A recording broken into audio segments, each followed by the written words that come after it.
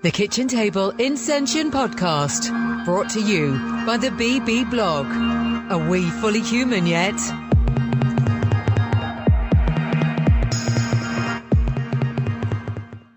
All right, Niish, take us down to the table.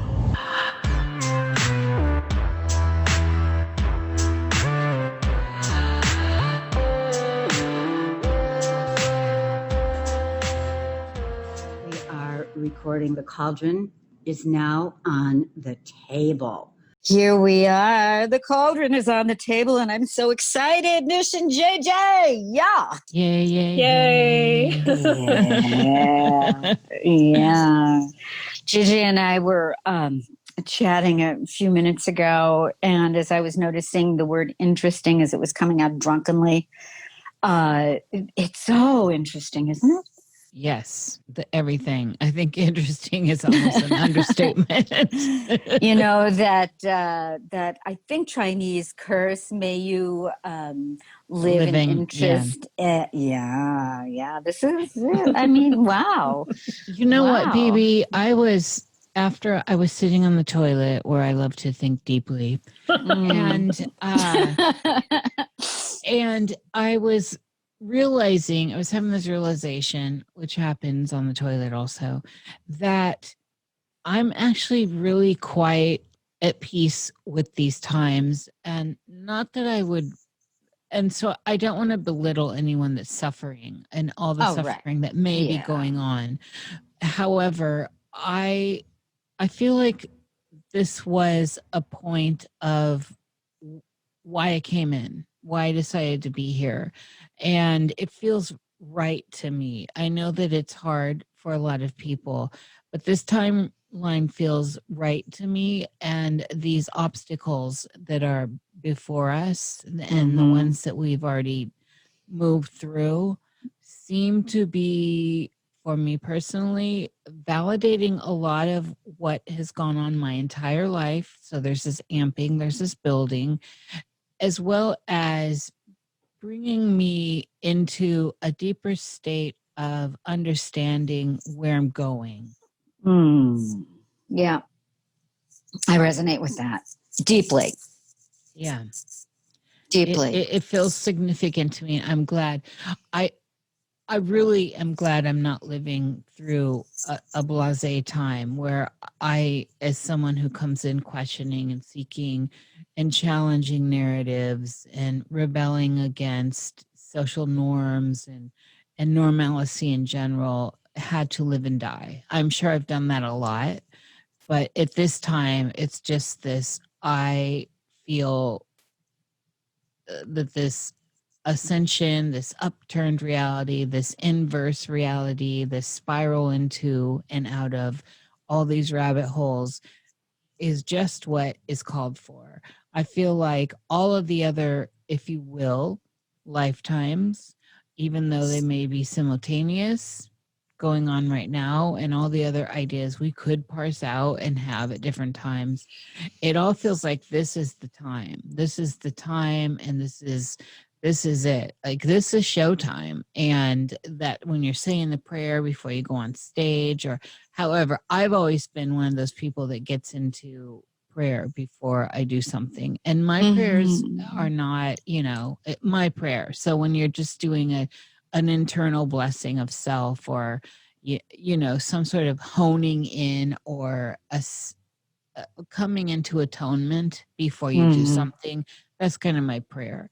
And so I did it before this. I do it before I interact a lot of times with almost anything. So yeah, I'm quite happy to be here at this time. I'm glad to hear that. I also, feel the same way. It's funny because as you were speaking about the simultaneity of lifetimes and the inversion with, I don't even know if you mentioned the word virtual, but I had this image of the DNA, which is not just the DNA held within the biological cells. It's a DNA that is galactical as well, as above, so below, and there is a spinning and an involution, a revolution, information. Uh, it's kind of astounding. That really hadn't quite ever occurred to me. I feel it. It's all encompassing. The DNA of awareness itself is turning, and I am more aware of it now listening to your voice than ever before. I was actually visualizing the double helix when I was talking about that, so I'm not surprised to hear you bring that forward, the psychic that you are. I had a dream a couple of nights ago, well, at least a couple of nights ago, about a DNA or double helix strand that I was being shown. So I'm just listening like, oh my God. It's part of the cauldron, shall we say. Yes. I must share something before I forget it. Since we last spoke, I'm now able to see through my eyelids. Oh, wow. Can you elaborate on this? Okay. Well, I started noticing it at night when I've really been getting into good sleep hygiene, as it's called. It just tickles me right now. But, sleeping well, because I haven't for, many decades. And I started wearing a blindfold or a head, A blackout mask, yeah. Thank you. Really soft, pretty scented one, Very important. Being that, yes, lots of Libra, lots of Taurus goes into that. But I realized that the darker it went, the more I could see in the dark. So this was started about 4 weeks ago or so. Well, it wasn't until I had a twina. It's an offshoot of Qigong. It's body work that combines Qigong and acupressure and all. It's an ancient form of body work, energetic, very, very strong hands-on manipulation, et cetera, et cetera. So I was on my stomach first, then I turned over, and with my eyes closed, I was convinced I was seeing the ceiling of the healing room that I was in. It was at this wonderful man, lovely guy. And it was a particular pattern, like a little stucco pattern where the light bulbs were. And I thought that's got to be an imprint that's stuck in there. But I purposely kept my eyelids shut. And at the end of the whole thing, I did open my eyes, and I was astounded because it was exactly what I had been seeing. So I've been playing with that a lot, and I want to look into it further. It's just something. I think it's just one of those things, I don't want to give it any definition or anything else, but I will say, and then I'm going to turn the baton over, that since we've last spoken, I had gone into the deep. I have withdrawn from almost all social contact, except for I'm working with a group of people. I'll talk about that later. We meet about every 2 weeks, and we're exploring. We're exploring DNA actually through the gene keys. But other than that, I've been making my bracelets and listening to Audible and speaking with Tom and Lauren and playing with the dogs and going swimming and walking. And that's it. I have not been dipping into anything on the outside other than glimpses periodically. But I think I needed to do that because there was a barrier around me. And it wasn't a hard barrier. It was a residue of stuff.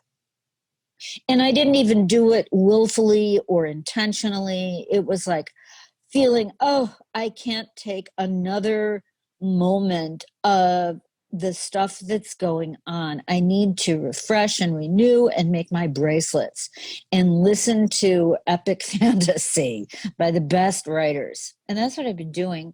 And the result is I'm able to see through my eyelids. And it's a beginning thing. The ancient folks in India call it in Sanskrit a siddhi. It's a power that comes with awakening and evolving and all of that. And there's a warning that the more these siddhis that come alive, the less you want to pay attention to them, for obvious reasons, because of the feeling of being powerful and being all knowing. No. But I am sharing it with you because I think it's the word of the day seems to be interesting. And with that, I will turn my baton over to whoever wants to pick it up. I want to make a comment here. One of the psychic practices, if you will, and of course, I'm glad you brought the historical stuff in on that, is definitely the necromantium stuff, which is the complete blackness. And it's something I've been practicing quite a long time, and it is integral in everything I do. And I wanted to just plug this.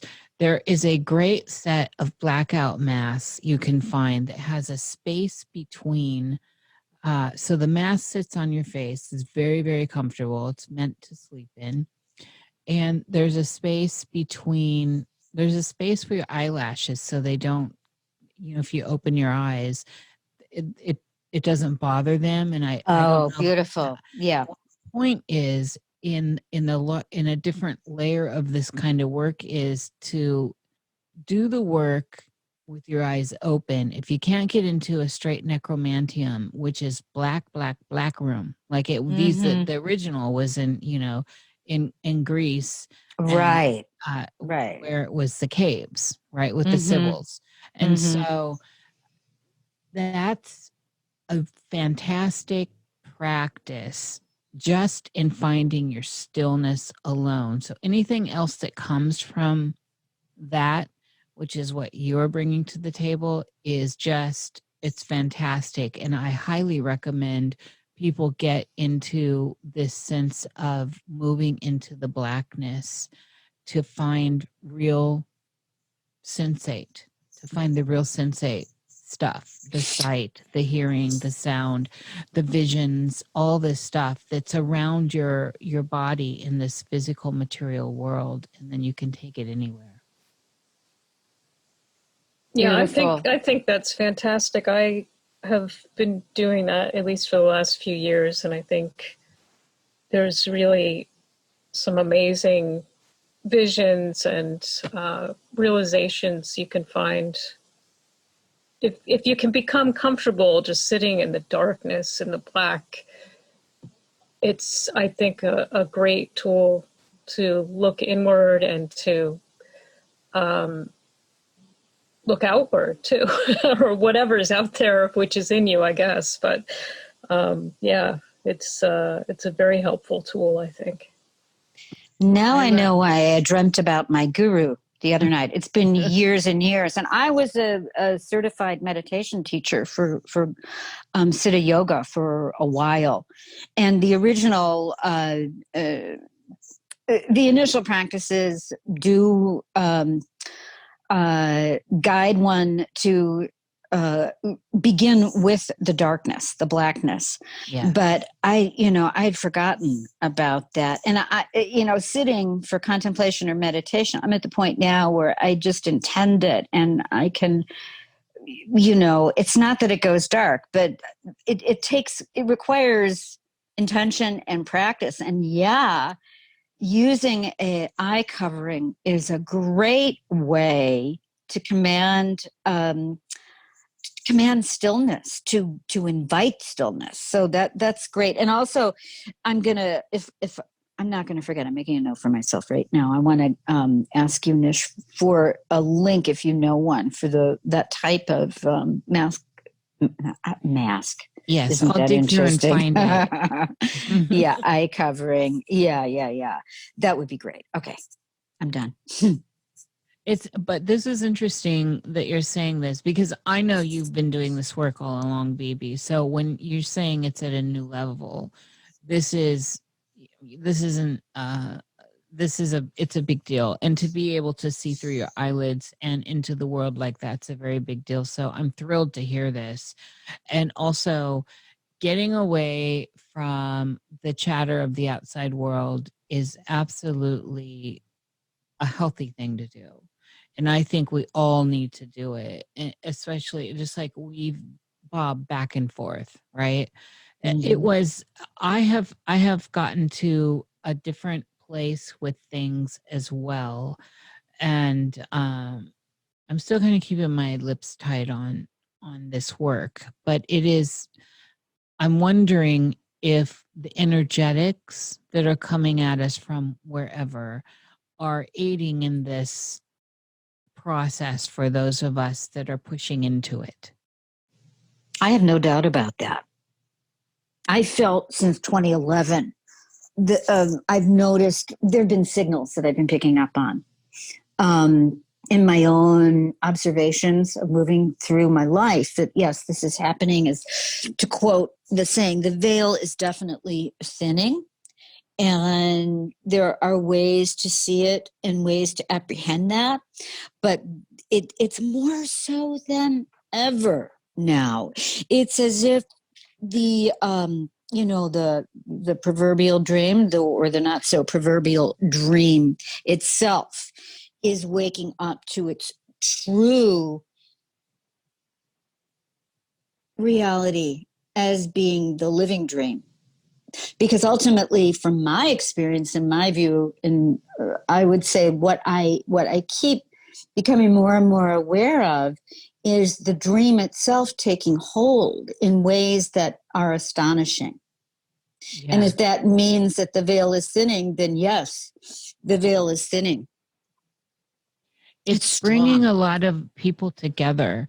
Also, I'm noticing incredible people have come into my life just recently. I mean, I could throw out some names like Barbara and Yana. I mean, there are just so many people that are coming together that I am so grateful for. I mean, I could name several people right now, and it's probably not fair to name one without naming them all, so I'm just not going to. But I'm really honing in on and trying to give my love to those that are giving it sincerely, and the rest I'm just letting wash off my back for whatever, that may enjoy me and all this, but that there's just something about some people right now and their signatures and the way we're aspecting that feels really fateful to me at this moment.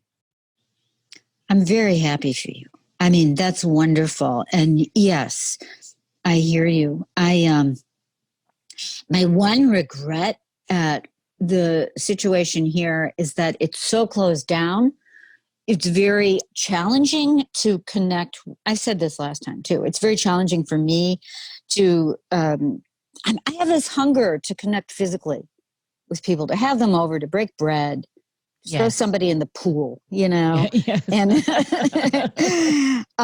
but I started putting feelers out here in Tucson, and there is I myself I'm feeling a forward surging of synchronicity and people coming together. And I too, just in the last week, have met 3 people here in this area that I'm so grateful, astounding, So JJ, are you finding anything along these lines? Yeah, I'm having the same. I've connected with at least a few new people, and I still find it fascinating where everyone is located. It's no one local for me, but I just think that it's, with the technology, as much as it is a curse or whatever we want to call it, it's still bringing people together that are really amazing, and we're able to connect on such a deep level. So I think it's pretty wonderful. Yeah, as much as the technology just gets my goat more often than not, it's such a blessing. It is. I mean, look at all the three of us. Again, we've never met, but here we are. I know. It's pretty I incredible. know. It is. It really is. It is. Well, you're in a place that's notorious for people that are seeking, you know, and have tried to, even though the Southwest has all kinds of rat race going on there, like any other place, there does seem to be a bigger percentage of people, for good and bad, that are on an inner journey. And Mhm. that's a good thing. And it's one of the things I miss about New Mexico. I really, there was always someone really interesting around every bend. You know, it was like always someone that I felt I could go out to eat and there was like, who is that person? You know, or, you know, like we're vibing. What's going on here? And so, like JJ just said, I'm really grateful to the virtual world to be able to connect with so many wonderful people. And then part of that for me though is I've really out there. And so it also I think expands my reach as far as people that come forward. Otherwise, I'm such an introvert that, you know, it's possible that I would have probably met none of them if I was just not out there so much these days. And by the way, you have been really out there doing just phenomenal work and making amazing connections. And again, it just makes me very happy. And at risk of sounding, I don't know, like I'm just, it's good for the soul, you know, whereas I have gone in the opposite direction. I have, you know, pulled in, but I'm doing what I need to do right now. And I know myself, I'll weave back in and out there. I'll tell you a funny story. I have been looking for a naturopath since before we moved to Arizona. And I have been putting feelers out to people that I know and doing my own research. And this name kept coming up and kept coming up. So finally, on the basis of really fantastic recommendations, I contacted and had a session with one half of a couple who are naturopaths here. And the day before, I said to myself outside, God, I just miss being on stage, and put the thought away, you know. Turns out they own a theater company, and we have all of these mutual friends throughout Illinois and California. And you know, it's like, it's kind of inevitable. Not only that, you know, Tom was saying, you know, you're going to have to tie me up and, you know, haul me, you know, put me in a potato sack, but I wouldn't complain if you did, to get me back on stage. And once they found out about him, it's like, no, it's like, we have to all get together and meet. So these synchronicities are wonderful. And going back to what you said earlier about there's something happening in the weave that is bringing all of us together to do new work. It's new work. Not that the forms are new, but the energetics and the weavings are new. We're going to be doing stuff that we know in our bones in a new way, if that makes any sense at all. Absolutely. It makes all the sense. It's funny. I think that's what we... Go ahead. No, carry on, JJ. No, I just think that's what we probably should be doing at this point, is trying to create new everything. So it's interesting that you say that, Bibi. I think that we need to sort of forge ahead and just create anything new, really. Anyway, go ahead. I can't, that's all I have to say there. Hello? Yes. Hello. Sorry. I'm just, I thought you were going to say something, Niish. I'm sorry.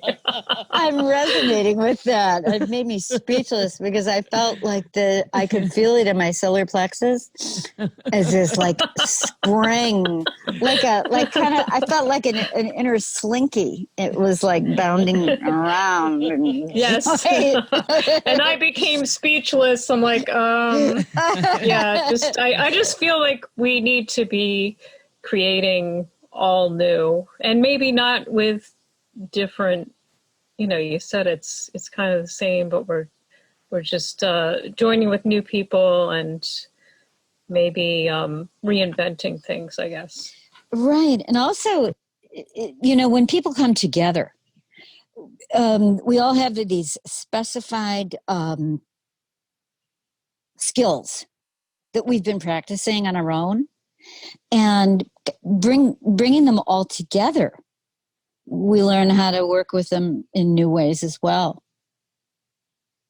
which is very, I think, essential for evolvement at this time. Yeah. I mean, at this time, it feels to me like I said this to JJ earlier, and I put this out there. It's out there. We're dealing with a collective in your face idea of a deeper transition going on. And you could liken it to death, the stages, and the process of detachment in a healthy way, hopefully, or at least in assessing the attachments one has to an old life and how we move forward into the new life. Because no matter what, there is never going to be, there's no going back, let's put it that way, in a collective societal way. We've already crossed the line. And so for whatever that is and however it's going to play out, we're all processing that in different ways. And it's an opportunity to move that energy inward and assess where we are with ourselves for people that are just becoming aware of who they are outside of the outer world, because a lot of people are really forced to now reflect on what their worlds were built around. Is this really the partner I need around me? Is this really the job I wanted? All this stuff is what's important has come to the surface during all this.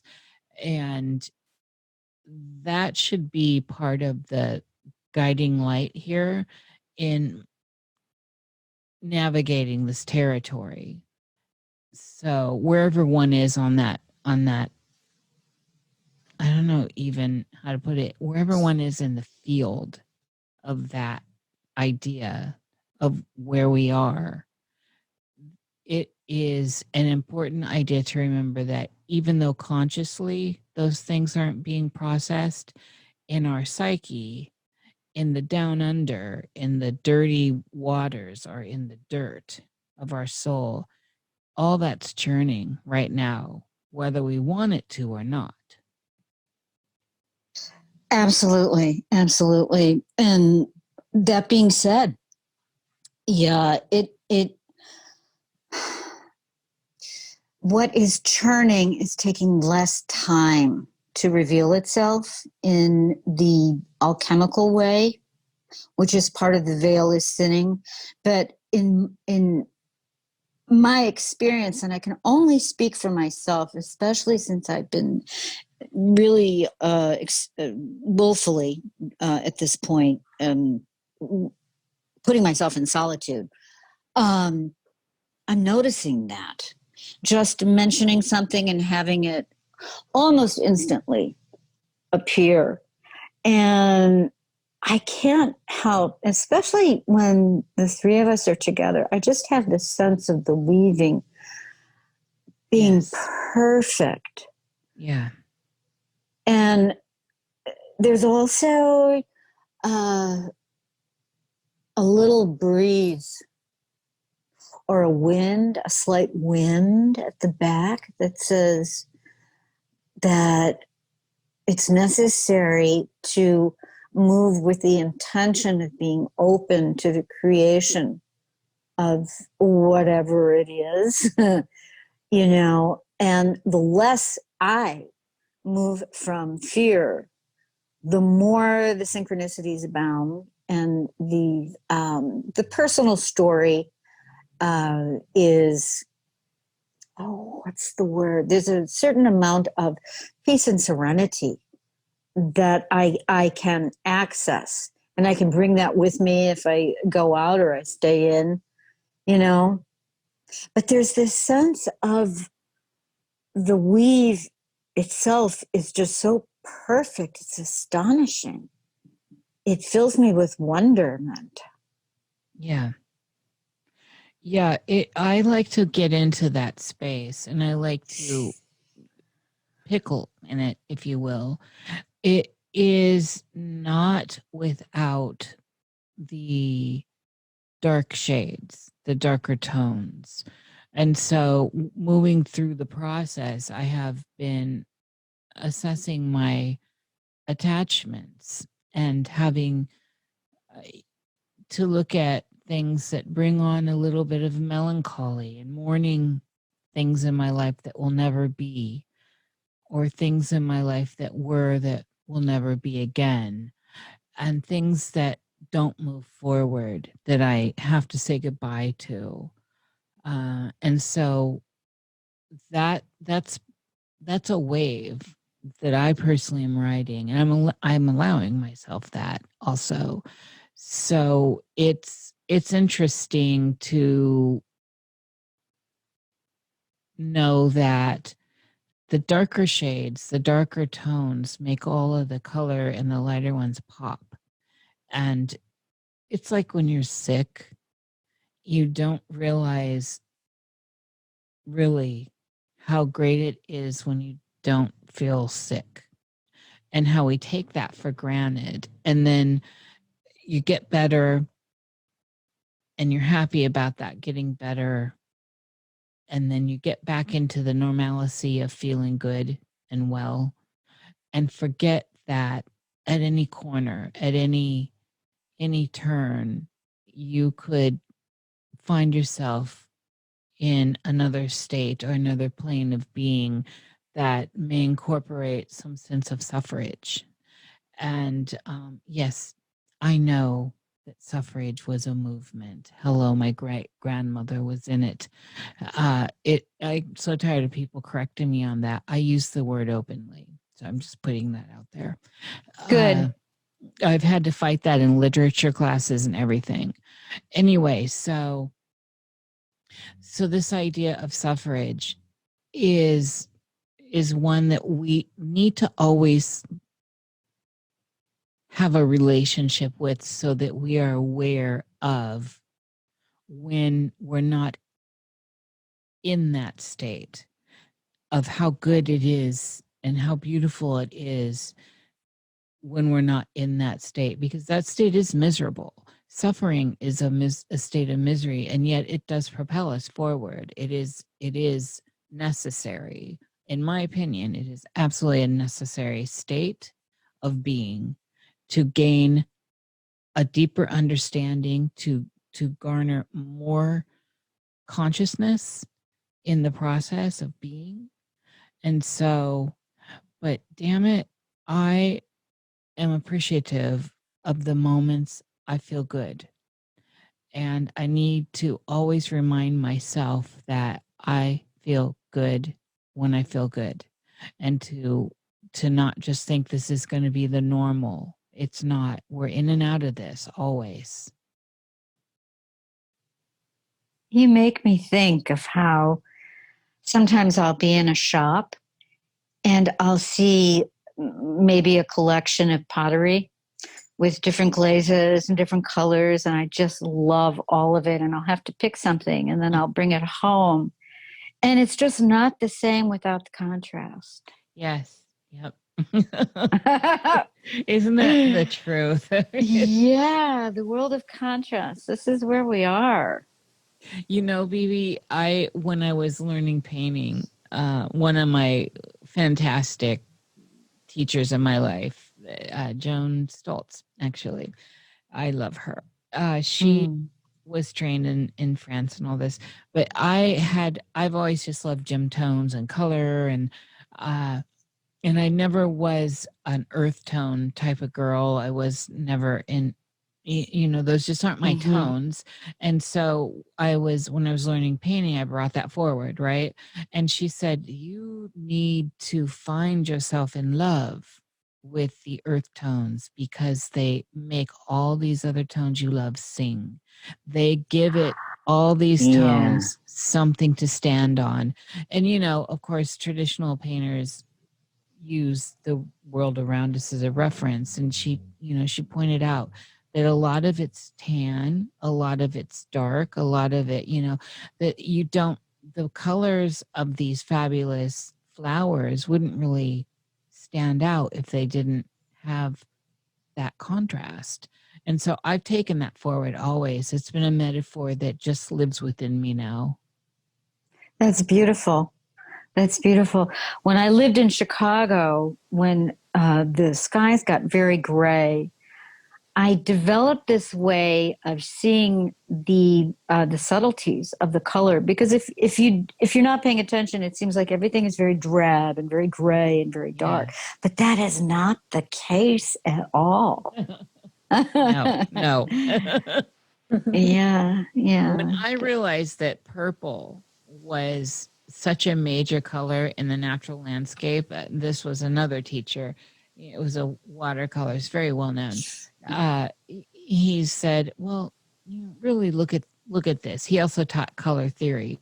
So he was like, "Look at these shadows. Those shadows aren't gray.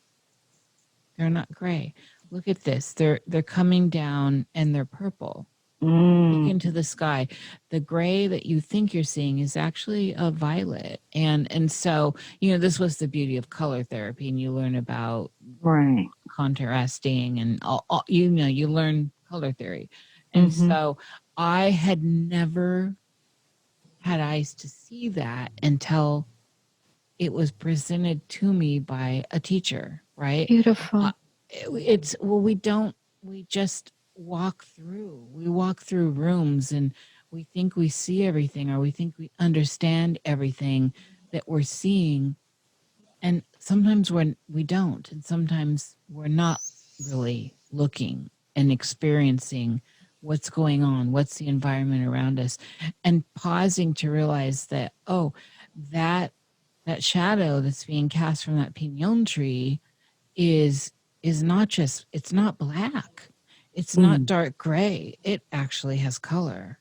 Right? But we just, our minds tell us, oh, that's a shadow, it's black or it's dark. It's how this mind thing works. It's it's a very interesting thing in and of itself. It's the mind is almost like an AI, really. Well, now that's a whole other road we can go down. Yeah.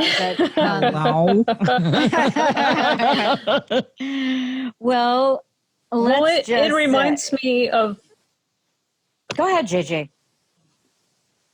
Oh, I just was going to say it reminds me of looking at each day that way too, and trying to see different things in each day, even if we have a repetitive routine going on, and trying to break that routine and notice what happens when we break our routine.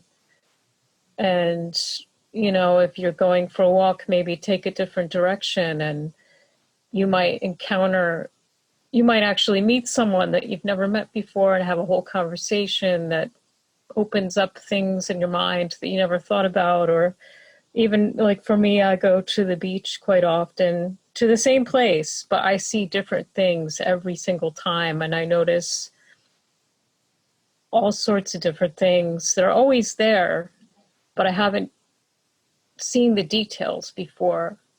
And I think it's good to do that. I mean, I think that's what we're here for, is to really be the observer and be the experiencer and have all of the contrasts that we're talking about here, and seeing those subtle tones and things. It's good to look at things from a broad lens for sure, but it's also great to focus in on the details and see what we can get out of them and see how we can apply them to our lives and what we learn and how it can transform us.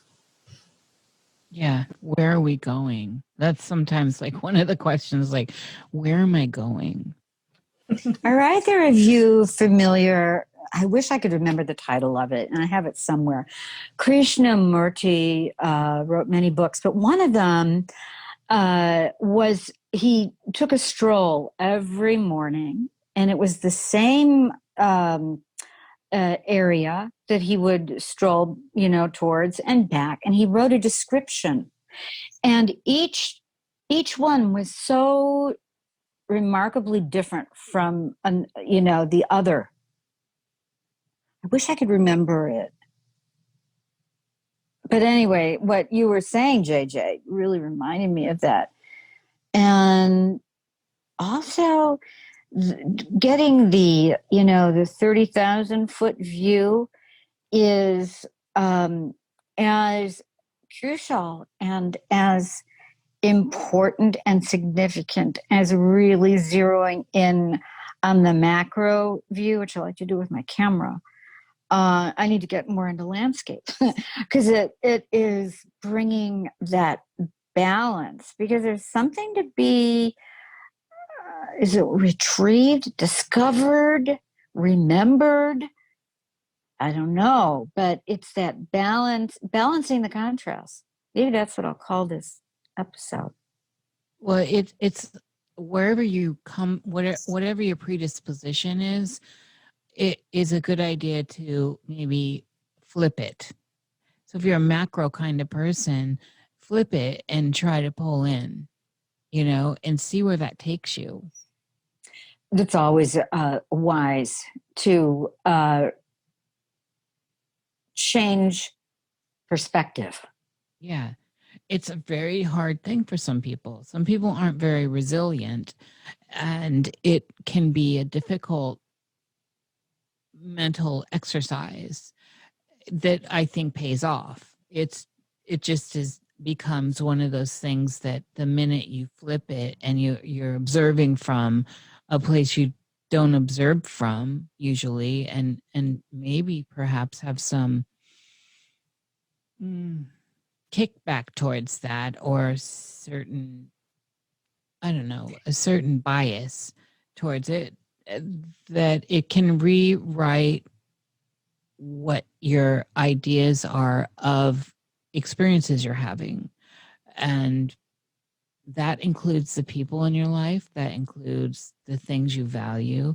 This includes everything. And so it's just one of those good exercises that can help with resilience in your psychic body. And that's a very important thing, because no matter what, you're going to have to get resilient at some point, baby.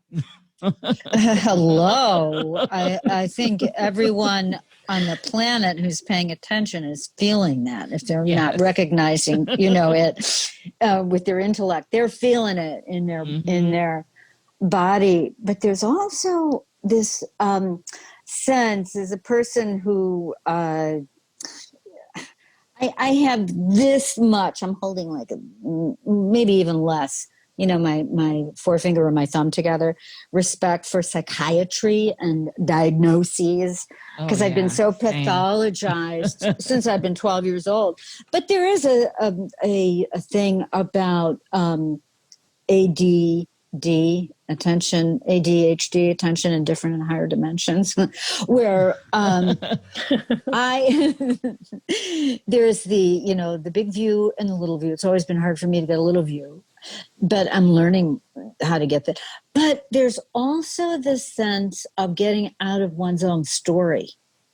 Yeah. Oh, it's a big deal. That's huge, right? And you reminded, both of you Yeah. reminded me of the importance of that as you were speaking. There's a theatrical quality that's a lot of fun to playing at being who you are, right? And it can also be miserable and terrifying and disgusting and bland and boring. But, all of the stuff that comes from inhabiting a human body. But to be able to soar outside of that story, for me, there's an excitement to that. It's like getting outside of the story, but still able to retain a sense of thrill and curiosity and adventure and a sense of wanting to discover without being attached to who, quote unquote, I'm seen as, who I'm supposed to be, who I see myself as. That's um, I see a lot of people changing perspective. I think everyone's, as you were saying, Nish, we're being called upon to be resilient. So one of the things that's happening is to be able to set aside the stories that we're so attached to. I see that as something that's going to be coming up. Not so much now. I think that it's going to be happening, and it's a generational change, but it's going to be necessary if we are to improve our human experience and to continue on this planet. It's going to be necessary that people will be able to come together in balance without being so attached to their own personal stories and still maintain their sense of self and sovereignty. That's the contrast. That's the balance that's in the fabric that is becoming visible for me at this point. And I'm editing the second hour of this, but I had a remarkable chat with Jim Bruton and his near-death experience from a plane crash. And one of the things that it's a unique story. They're all unique. Any indie is unique, of course. However, there are a lot of them that do kind of have similar narratives, and his is just out there. And one of the things that I found provocative in this storytelling of his is when he was having it, and it called itself the in-between. He had no memory of where the life his body belonged to.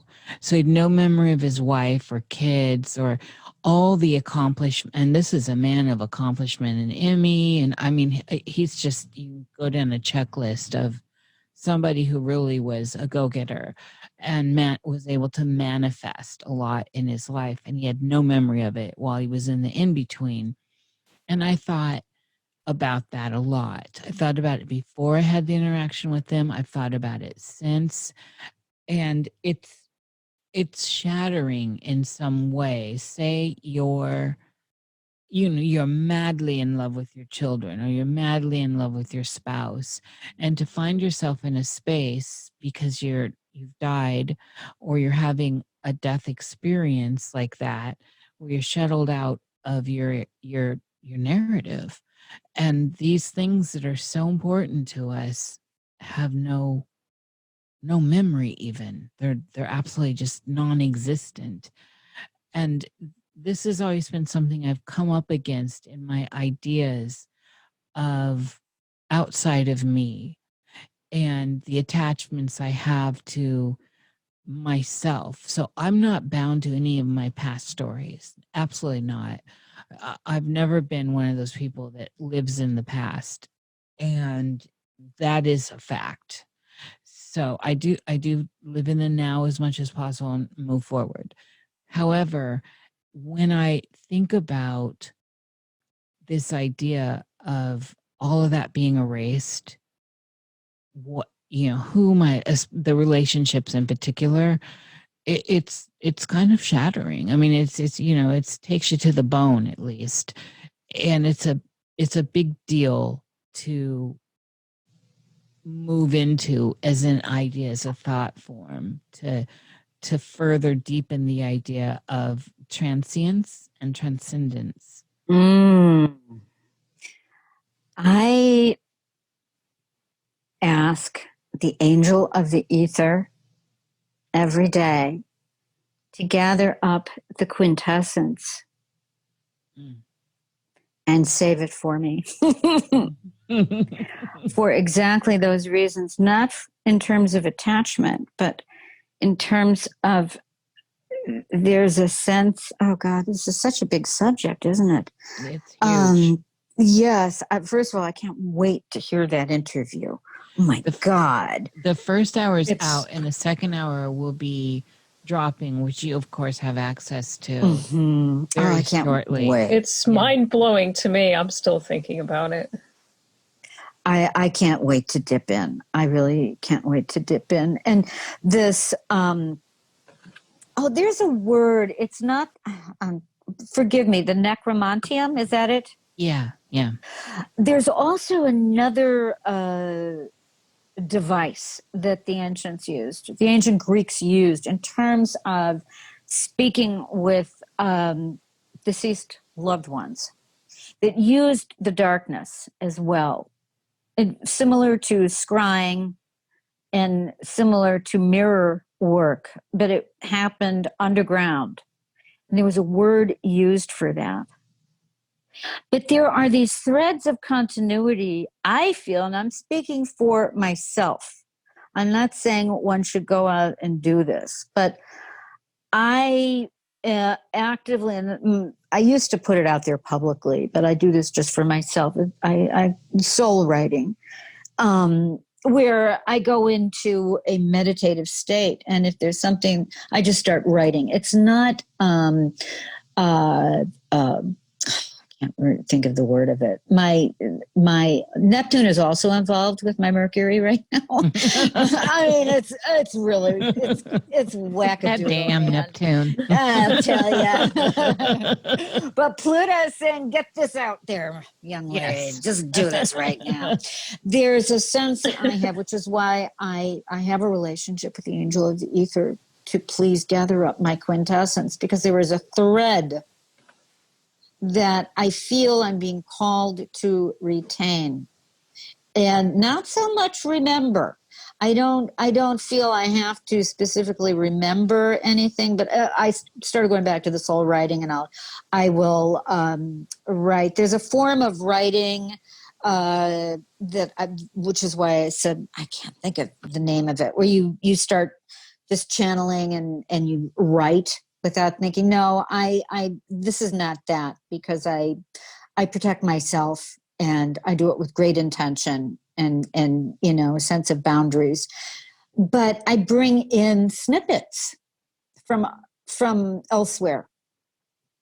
So for me, it's a contrast of not being attached to the narratives, but understanding the importance of certain threads that do not want to be forgotten, that I hold, not in the sense that I'm important by any means, just that it's a function that I stand within. Well, this was at the center of when I was very young, and I came in very conscious, and everyone knows that story. When I moved deeper into my life, so I don't know, maybe I think it was probably like 12 or 13. And all of this, then many memory wipes were going on, all kinds of other stuff was happening. And I started to develop this fear of death that I had never had before. And this is because of all this other stuff that was going on and messing with me as a person in my life. So see my stuff with Randy Moggins for those details. Anyway, and I became very fearful of death, and it was crippling. And the reason why, it wasn't the idea of dying, because in that time frame too, I wanted to die. There's lots of suicidal moments in the stories of me at that time. You know, it was very, if there's so much difficulty going on. But my fear of death that held me back was losing that continuity of those that I love, and the really the relationship with my mamo and my grandmother, and you know, and a dog, and just these things that were valuable to me that I thought I could lose, and there would be nothing left, absolutely nothing. And so death at that time, only in that time, for me, became this great nothingness. And it was terrifying. And it's still, when I think about that, and when I was listening to, you know, Mr. Bouton tell his story, and he was elated, you know, it's a beautiful story. It still a little gives me a tinge, like a little electric, a nervous system shock, you know, thinking about nothingness, and how, whereas I am a person that believes everything is kind of dust in the wind, cue the Kansas song, I do, and I can get nihilistic like that when I'm fully in my Niish persona. Niish can pull up to that, right?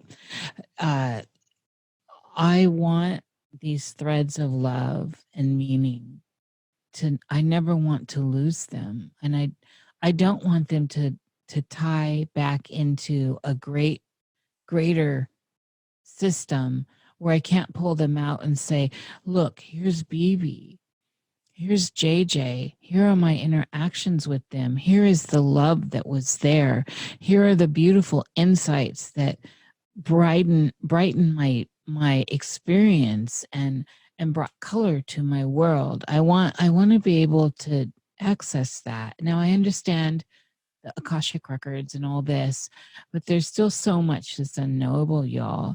And these kinds of thoughts can really seep in during a moment of melancholy or some bittersweet episode that one's going through. I don't really go through terror over death at all. Now I know we don't die. I mean, I've definitely 100% come to that.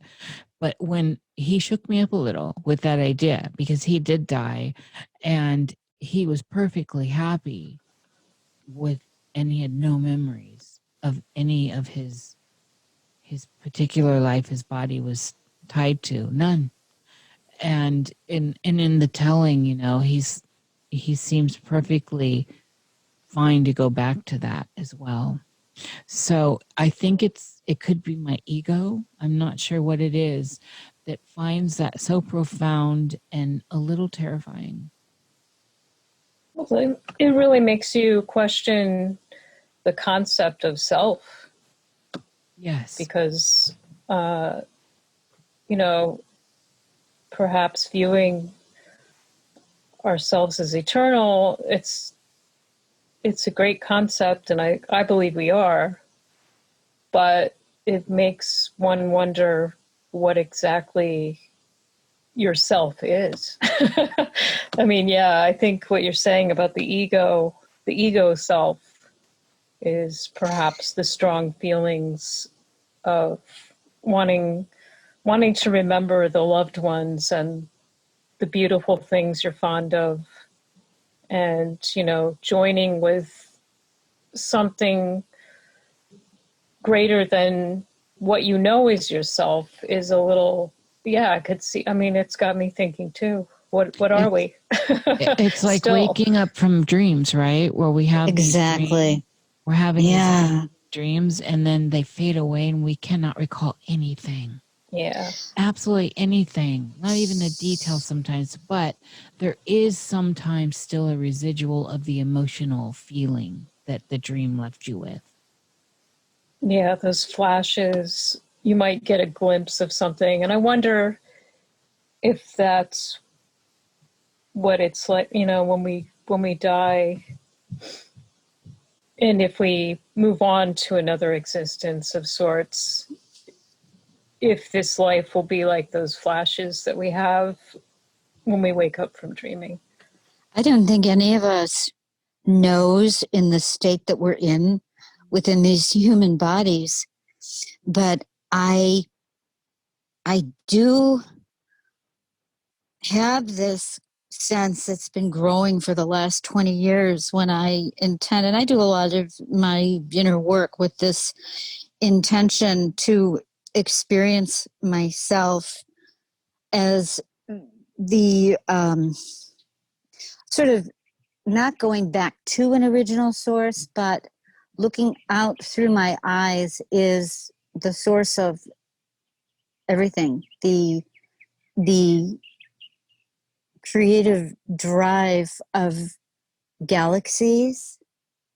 And there's so many stories, and each single thread is so beautiful and shining and precious, no matter what it is. And that's a path of I mean, it's hard. And I get inklings so rarely of a melting sensation that makes whatever it is that's aware, this so-called self, becomes a self with a capital S. Yeah. And I really do find great comfort in that. And I feel it here when I do my inner stuff, when I'm outside, because the plants, the trees and the cactus in particular, have it emanates from them the sense of endurance and an awareness that is not attached to singularity. Yeah. And not in the usual definition of singularity, but of a single story. There's a sense of, but an unattachment to the greater existence. It's existence and awareness. And these words are really kind of amorphous, but they are there. And for me, I think it's so understandable that people are afraid of that void, of the nothingness. I don't think that anyone could truly say without having an experience like, I'm sorry, names are terrible, but your ND experience or Yeah, Jim Bouton. Bouton. That's few and far between to get to that point of losing the singular self story, but being in a state of awareness where that's not that it's unimportant, but it's not. Words lose at this point, right? They do, absolutely. I see a time. It's going to take a while. But there will be groups of people who actively pursue this and will work from that awareness with a sense of balance and mastery and the ability to intentionally work the weave from that awareness. Yeah. I'm sure there are those who already do and have for millennia. Yeah, I agree. I'm just going to turn off my microphone. I'm outside right now, and there's all kinds of distracting noises. So I'm going to turn off. I've been enjoying the birds. Oh, me too. It's wonderful. It's still, come on, guys, come on in. Leo. Oh, it's still really hot. Oh, And, yeah, you're in Arizona. Yes, although it's starting to get cooler. In the last week, we haven't had to have the AC on at night, and the windows have been open. You hear the coyotes, and we have a family of javelinas who they go around the property every night. They're fearsome and adorable all at the same time. So much is in the desert. It's strong stuff. The desert is very much alive. Okay, I'm back in now. This is physically, I feel really expanded. And even just in that, there's a sense of being in the body and I want to get grounded. And how do I retain that sense of expansion and be grounded at the same time? That's what I'm working with right now. We've talked about this before, and I think about how the aging process, so there are many processes to get us into a mental state, to get the mind to wrap around ideas of attachment and move through into these higher levels of understanding, hopefully. I mean, we see a lot of people that just don't do the work and they don't want to. But one of the things is you can put it off. And if you are at some point when you really start aging, it takes you down that road no matter what, because you have to then deal with yes, you're mortal.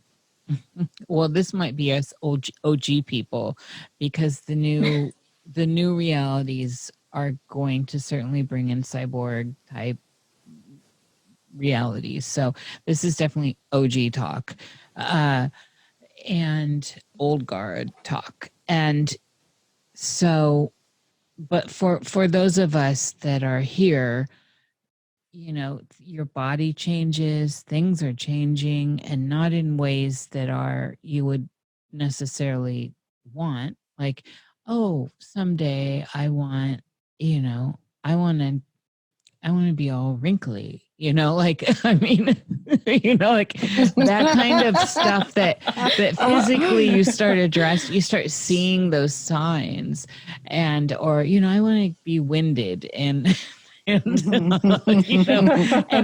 somehow lose even if you're still strong or whatever. And, but you do see like a decline in your physical strength. Most people, I mean, not everyone can be Jack LaLanne and all these people, but so nature takes us there no matter what. And it's just like nature also informs us how to meditate by just being and staring out at a window, through a window, or, being in the garden and looking and finding natural moments of stillness. Nature's always really there guiding us along the path, one way or another. It's about really being present and acknowledging where we're going, where we're being taken or guided by through natural processes. And so, and it's a sad thing to say and to acknowledge that this is part of the old world talking. We're part of the old world, really. And but I'm grateful. What I'm saying here is I'm grateful for how harsh it can be, the natural process of aging, the natural process of cycles, from the seed, from seed to seed, baby, right through your blossoming and your ripeness into your decay, and then, recycled, and hopefully the seeds that come from your fruit are, whether metaphorically, artistically, physically, through children and all this too, planted and move forward in some way. So the process is there. It's all baked in. It's just those of us that are seeking and wanting to squeeze meaning out of it.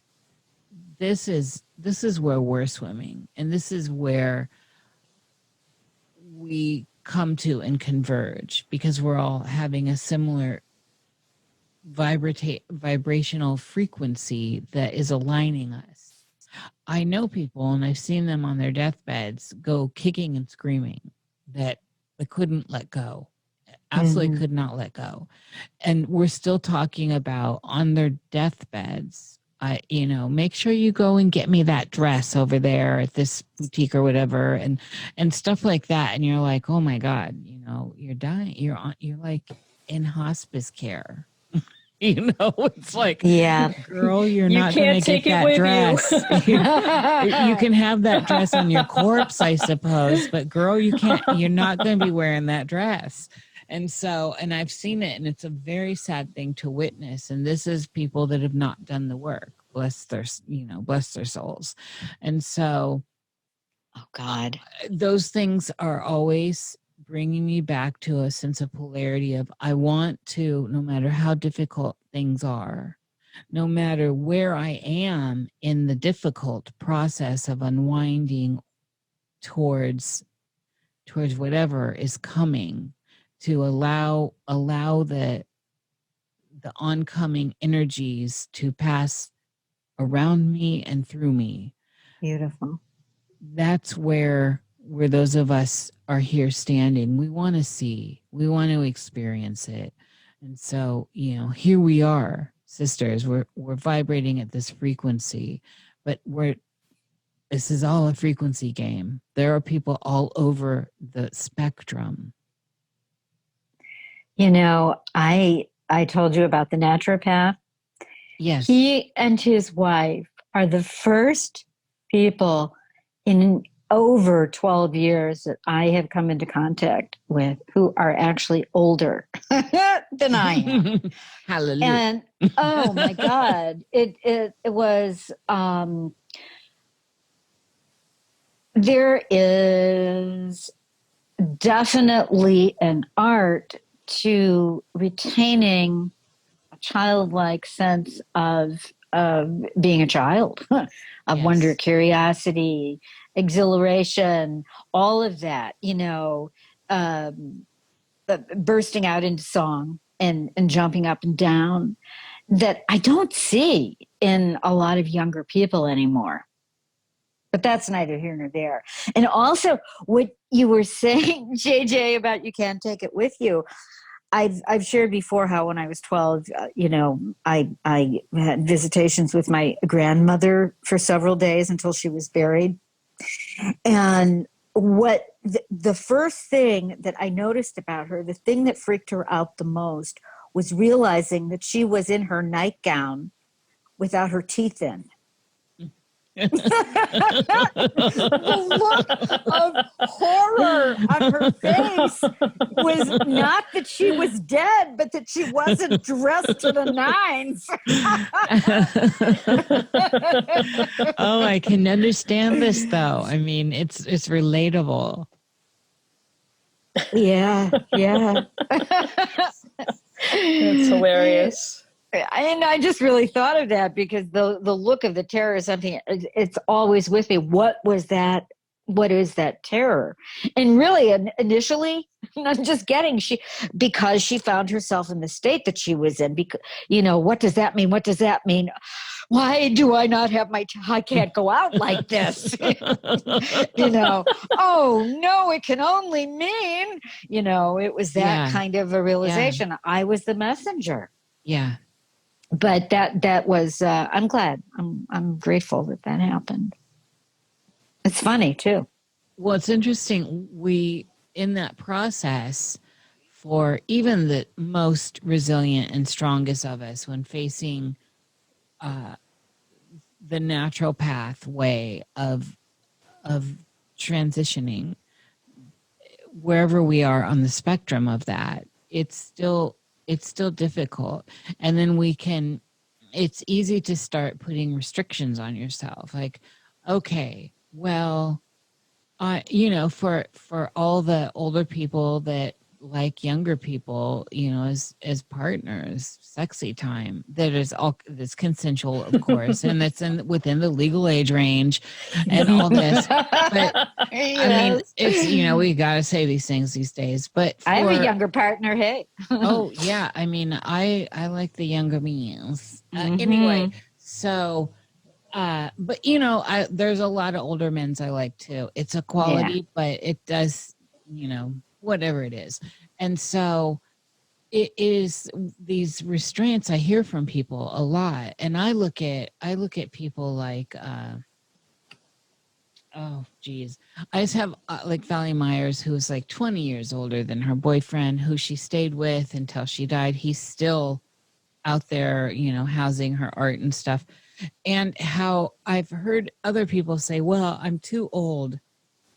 And I'm like, does he feel this way? Does he feel that you're too old for him? Are these your concerns or are these his concerns? And all these stories you're telling yourself, well, when I'm this age, he'll be this age. Well, you don't know that you'll be together. You don't know what will happen. You can't let that turn into a dead end, right? This is so true. Yeah. It's the truth. And I think we all, if we're all being conscious and moving through a sense of assessment, right? These are natural thoughts that you do need to work out and find a peace with, but they shouldn't be dead end thoughts. It's stuff like that, especially when it comes to connections and relationships with people. I know people that won't have relationships, not sexual, actual relationships with people outside of their generation. So, well, we see this and we've talked about this, how the younger people are having trouble with people that are elders. Like there's a movement going on. And so that kind of thing, like what is that really? And it makes my heart sad, actually. And yeah, I get it. Certainly I understand, because I've gone through it with just thinking, like, I look at some men's that I like out there in the world and I'm like, oh, if I were at this point, this were 1995, whatever. And then I start finding myself limited by that idea. And it's ridiculous. And that's what I'm talking about, this natural course, this voice in the head. And we used to see these in those old cartoons or memes now, the angel on one side and the devil on the other. And that's that inner chatter. That's that inner voice. It needs to be addressed. It needs to be heard. All of it needs to be pulled out and looked at and processed and then put back in and integrated. And so, and I'm just using surface level examples because they're easy for people to understand.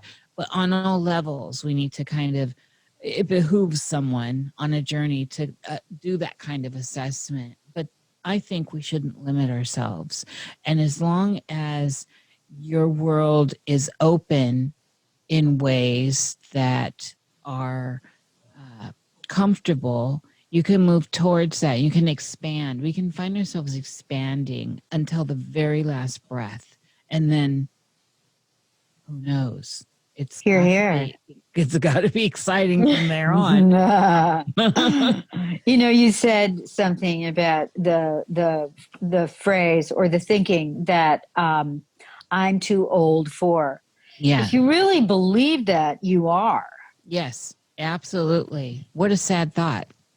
It's a very, very, very sad thought. And it's for me, I'm a good 2 decades plus, from you, JJ, and 2 decades from you, Niish. And it's like the generations within which I grew up. My mother at my age was an old lady. Yes. I'm not an old lady.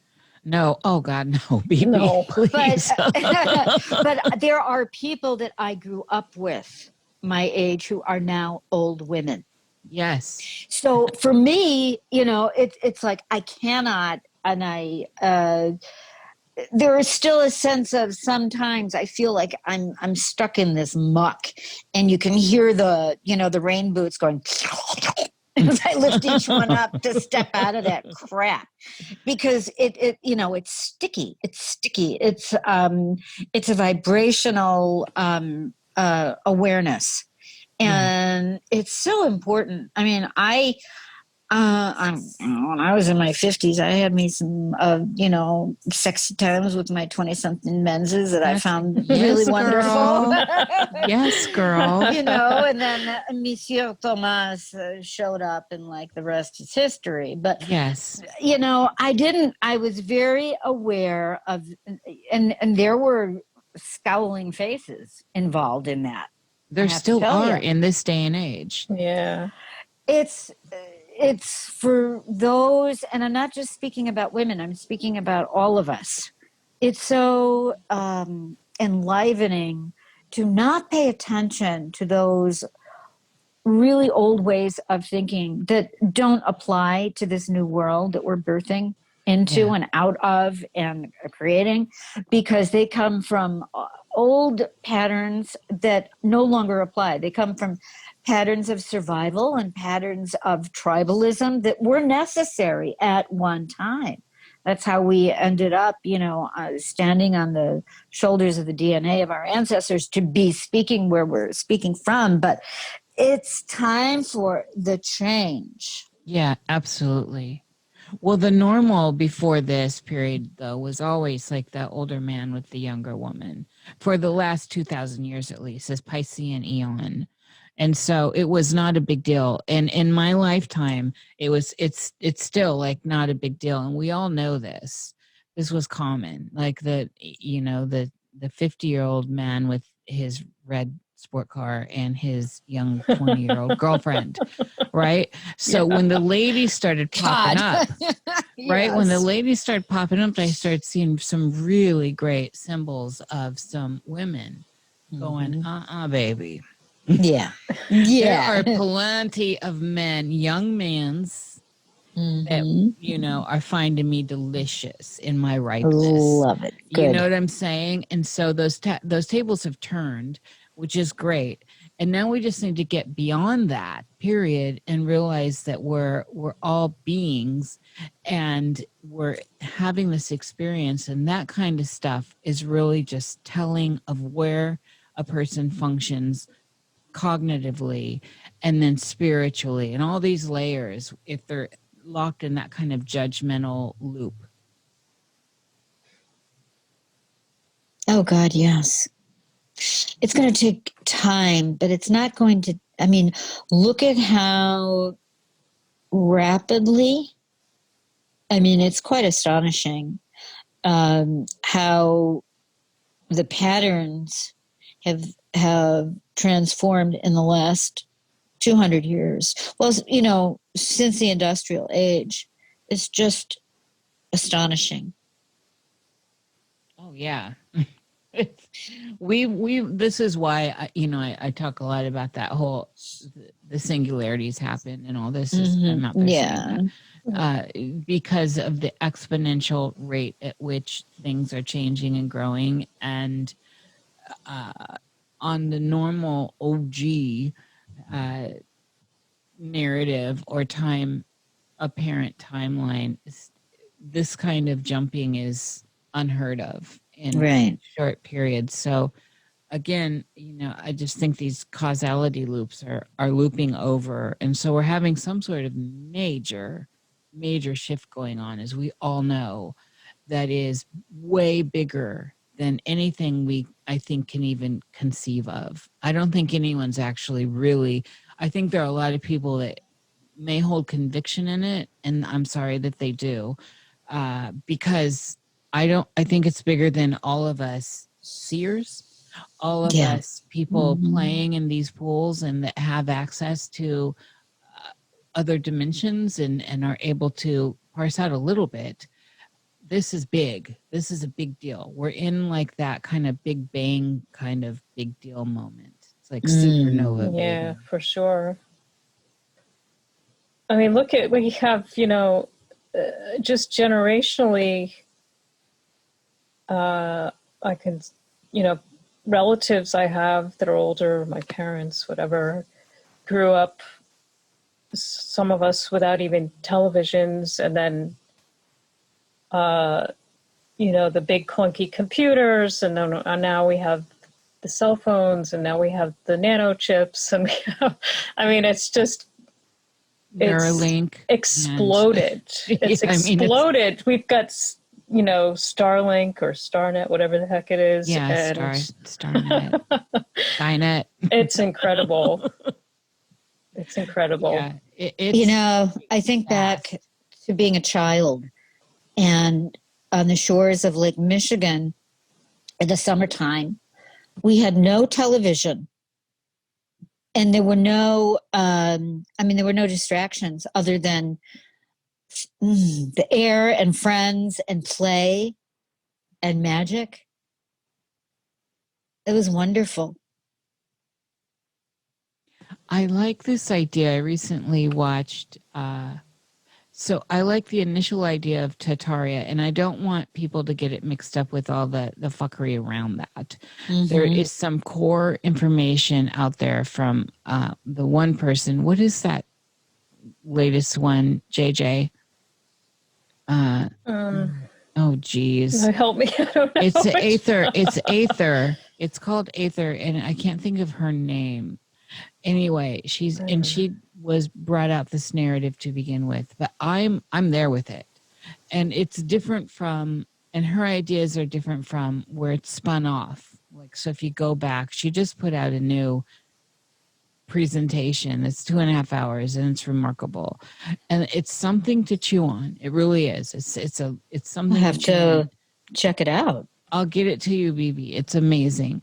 And I wanted to, I didn't really go deep into mud floods and Tartaria because I was being exposed to, I think, some of the PSYOP stuff that's gone around it. And it just looked like I wasn't exposed to anything that had any hold for me. It was all like, what is this? Ditto. We heal. And so same. Yeah. I don't know. And so this is just mind-blowing and beautiful, and I can pull up to it. And so, but the idea here is these waves, and in really somehow, some way, there's a degeneration going on where we're degenerating.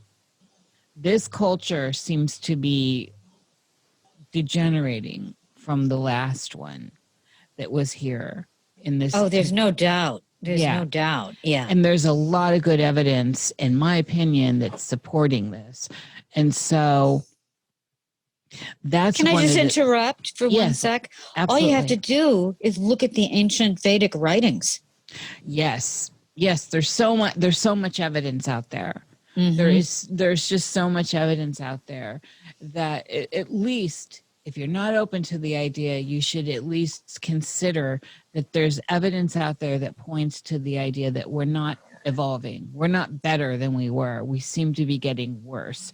So, and this is culturally, on just so many levels. And now, because of that, we're sinking down to very, very low levels as we see collectively. And I know, Bibi, you've been staying away from all that, but I'm just letting you know that it's really now, everything's really obvious of where we are as a collective in general, because we're the minority here right now, the people that are vibrating on this frequency and that will hear these words and are like, yes, I am hearing these words. Those people, we really are kind of a minority. The rest of these people are, we're sinking into idiocracy, and it's everywhere.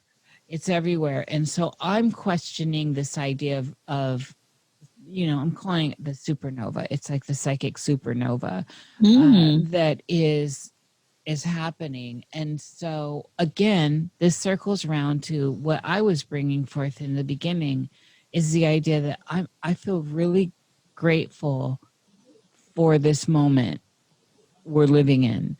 And despite my ideas of fear around nothingness in the in-between, as Routon put, his experience was the in-between, I'm embracing it, and I'm keeping my eyes open my eyes are open in the necromantium, and I'm seeing through my eyelids like you, Bibi. That's beautiful. Yeah. That's delicious. I am ready to put my feelers out a little bit. I'm very intrigued with what you're pointing to, Niish. I'm also feeling this sense of absolute sweet tiredness, I think much was revealed and uncovered in our conversation is being today. I've never felt this deliciously tired when we've spoken before. That's new. It's nice. It says, and kind of like being a farmer. I've had a really, really, really strong, good, delicious day's work. And I see the sun is starting to go down. And that feels great. Do you hear it in my voice? Oh yeah, Yes. absolutely. Yeah. Well, this JJ and I were talking about this today because it's getting darker here, and the darkness outside, the mornings and stuff, have never felt so dark. They feel dark, and I've always been a night owl as well, and I'm a happy person in the dark. I can get there, but there's something that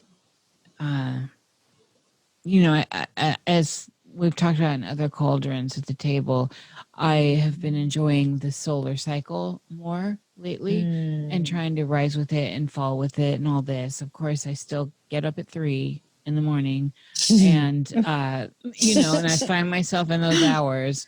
But there is something about this idea. I've been tired a lot. And I don't know. And I'll say this, talking with a lot of people, I'm here. This is something that I'm hearing from other people too.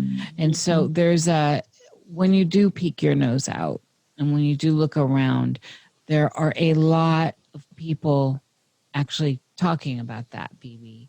And in groups like aggregate groups that are pulling together and talk about symptoms or feeling and stuff like that as they move through. Some are new agey about the new earth and different groups of people, and some are absolutely complete atheistic, materialistic people talking, and that I'll just see a tweet, and I'm like, oh, okay, and I add that to the circle because that gives more credibility. Not that the others don't, but it's like, okay, here's a random person with this data Right. that's Interesting.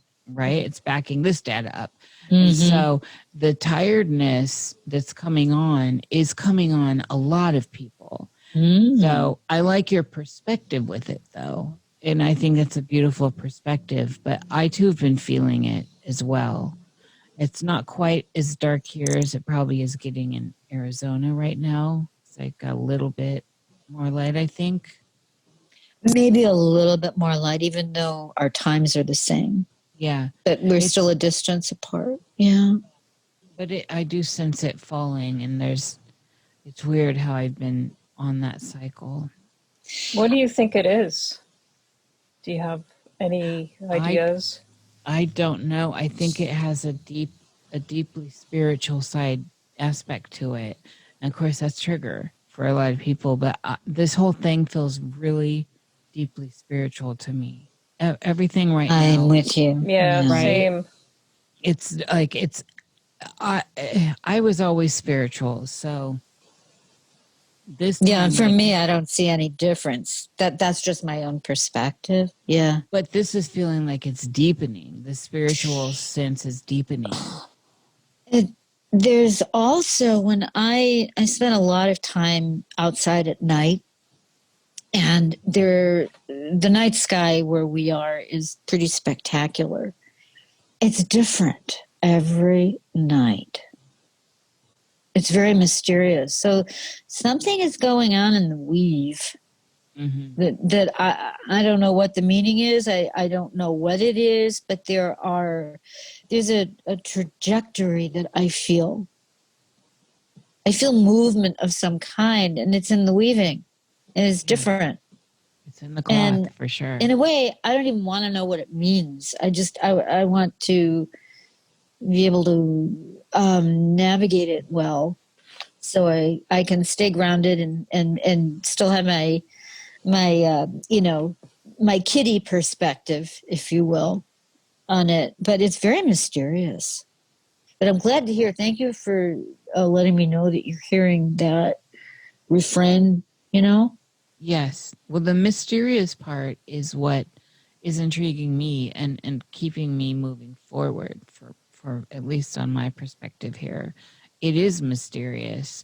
And the mysterious aspect has a sentience to it. I love that. Yeah, I it love seems that it seems alive. It seems um I don't know how to it's a very distinct feeling that's going on, and I can't really put my finger on it. It feels like I said to you earlier today, it felt like the darkness outside was kind of closing in, and I don't mean it necessarily in an ominous way. It just feels very palpable, I guess. There's a divine quality to the feeling, an anciently divine feeling that I don't know, maybe some of us are becoming aware of it again. Yeah.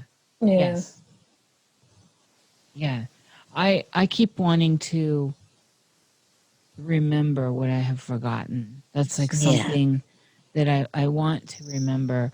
And this is kind of the theme for me right now is I'm seeking memory.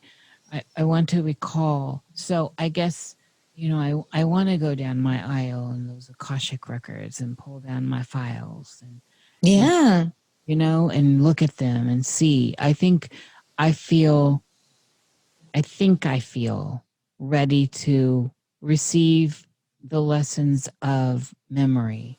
Because we know that that's not, if you're looking at that just straight on, the lessons of memory are honest and they'll give it to you straight. Do you know, in my soul writing, I literally do that. I go into the library and I'll be attracted to a door or a room or a table. And I will literally pull out something. And it's not necessarily a book or a piece of paper, but it appears that there is a library. Yes. It's accessible. And you don't have to get attached to the story, but there are elements within it that are retrievable, that are there for retrieval. Yeah. I love it. I love that you're doing that. Yeah. It takes being in a state, and you know this. So I'm definitely there. It started with trying to understand my mother's double life, and it's led me into my own life ultimately. And here I am. I want to see. I want to see in the dark.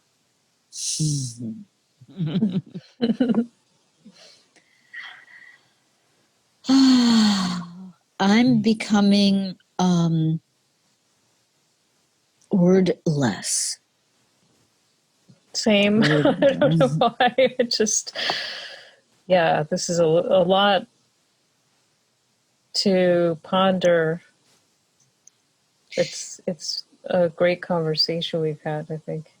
Yeah, and I'm so grateful to you, JJ, to you, Niish. I love you both so much, more than I can say in words or convey in whatever way. It's immense. Well, we're sisters, and Same, we're yes. walking. Yeah, we're walking together. At least we've crossed paths, and we're on a path together for however long. Who knows? Right. And it's been a beautiful thing that has brought me nothing but joy. And those are the things that I cherish. Again, it's like that idea of stratifying.